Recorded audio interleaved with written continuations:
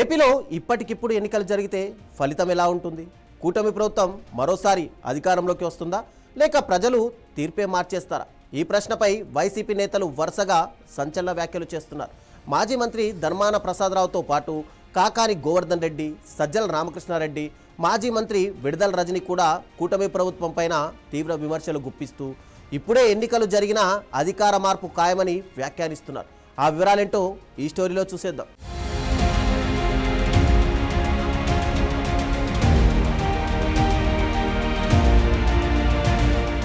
YCP senior నేత మాజీ మంత్రి ధర్మాన ప్రసాదరావు కూటమి ప్రభుత్వంపై తీవ్ర విమర్శలు చేశారు. ఈరోజు ఎన్నికలు జరిగినా కూటమి ప్రభుత్వం అధికారాన్ని కోల్పోతుందని తాను స్పష్టంగా చెబుతున్నానని అన్నారు.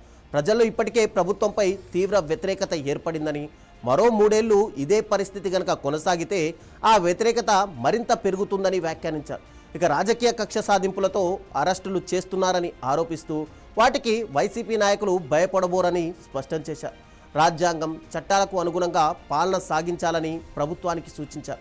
ఈరోజు ఎన్నికలు జరిగితే కూటమి ప్రభుత్వం అధికారాన్ని కోల్పోతుందని తాను స్పష్టంగా చెబుతున్నానని ధర్మాన ప్రసాదరావు సంచలన వ్యాఖ్యలు చేశారు.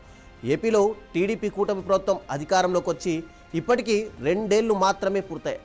ఇంకా 3 ఏళ్ల పాలన మిగిలే ఉంది. అయితే 2 ఏళ్ల పాలనతోనే ప్రజలకు పూర్తి అవగాహన వచ్చిందని వైసీపీ నేతలు అంటున్నారు. మరో ఏడాది గడిస్తే కూటమి ప్రభుత్వంపై వ్యతిరేకత మరింత తీవ్ర స్థాయికి చేరుకుంటుందని వాళ్ళు సైతం అభిప్రాయపడుతున్నారు.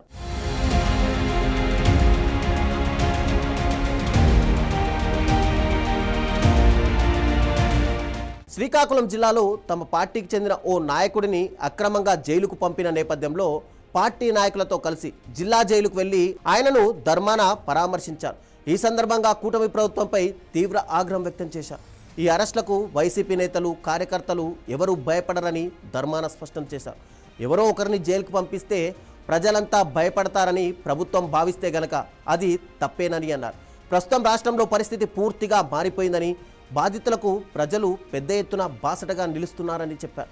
అదే ప్రజాస్వామ్య గొప్పతనమని ఆయన అభివర్ణించారు.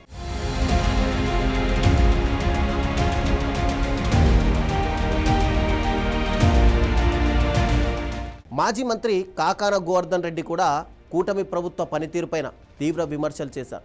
ప్రజలకు ఇచ్చిన హామీల అమల్లో ప్రభుత్వం విఫలమైందని ఆరోపించారు. రైతులు, మహిళలు, యువతతో పాటు అన్ని వర్గాల్లో సైతం అసంతృప్తి పెరుగుతోందని అన్నారు. ప్రజా వ్యతిరేక విధానాల వల్ల ప్రభుత్వం రాజకీయంగా మూల్యం చెల్లించుకోవాల్సి వస్తుందని, ఎన్నికలు ఎప్పుడొచ్చినా సరే ప్రజలు తగిన తీర్పు ఇస్తారని వ్యాఖ్యానించారు.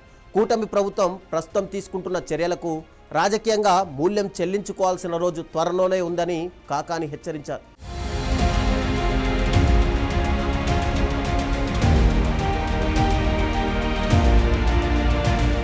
వైసీపీ ప్రధాన కార్యదర్శి సజ్జల రామకృష్ణారెడ్డి కూడా కూటమి ప్రభుత్వం పైన విమర్శలు చేశారు.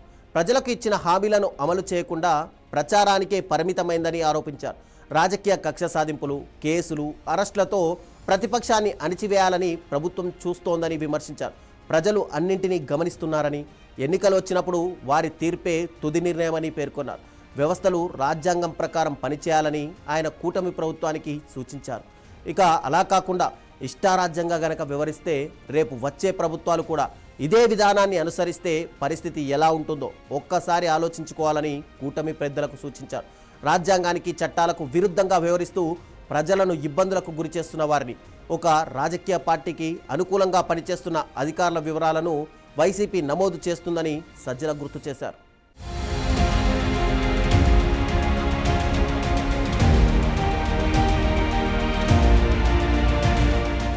మాజీ మంత్రి విడుదల రజని కూడా కూటమి ప్రభుత్వం పైన తీవ్ర విమర్శలు చేశారు. మహిళలు, పేదలు, సంక్షేమ పథకాల లబ్ధిదారులు ప్రభుత్వం పైన తీవ్ర అసంతృప్తితో ఉన్నారని ఆరోపించారు. ప్రజలకు ఇచ్చిన హామీలు నెరవేరలేదని, అందుకే ప్రభుత్వం ప్రజల విశ్వాసాన్ని కోల్పోతోందని అన్నారు. ప్రస్తుతం ఎన్నికలు జరిగినా ప్రజలు కూటమి వ్యతిరేకంగా తీర్పు ఇస్తారని ఆమె అభిప్రాయం వ్యక్తం చేశారు. రానున్న కాలంలో ఏపీలో ఏర్పడే ప్రభుత్వంలో చట్టపరంగా అవసరమైన చర్యలు తీసుకుంటామని విడుదల రజని హెచ్చరించారు.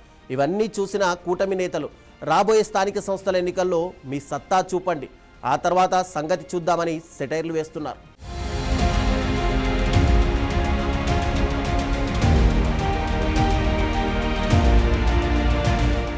మొత్తానికి ఏపీలో ఇప్పుడే ఎన్నికలు జరిగినా కూటమి ప్రభుత్వం ఓడిపోతుంది అనే అభిప్రాయాన్ని వైసీపీ నేతలు వరుసగా వ్యక్తం చేస్తున్నారు. అయితే ఇవి ప్రతిపక్ష నాయకుల రాజకీయ వ్యాఖ్యలు మాత్రమే. దీనిపై కూటమి పార్టీలు చాలా లైట్గా తీసుకుంటున్నాయి. ప్రజల స్పందన ఎలా ఉంటుందో, ప్రజాభిప్రాయం ఎలా మారుతుందో రానున్న రోజుల్లో ఖచ్చితంగా తేలుతోంది.